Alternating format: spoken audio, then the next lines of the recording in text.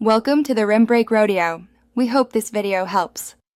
You start by opening Word and signing into the same Microsoft account that has Dictate/Transcribe enabled. Make sure your audio file is accessible.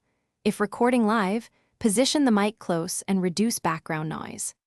Once done, go to Home and select Dictate or Transcribe depending on your Word version, because Dictate captures live speech while Transcribe handles uploaded files. You do this now to let Word process audio using online speech services.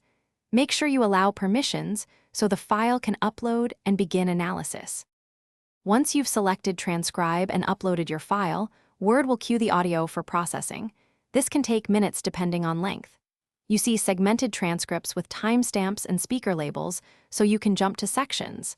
This matters because you can verify context and speaker turns easily. As Word produces text, click segments to play audio and correct misheard words directly in the transcript pane.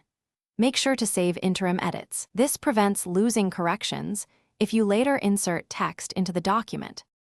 Finally, insert the clean transcript into your document and apply formatting, headings, paragraphs, and speaker labels to improve readability.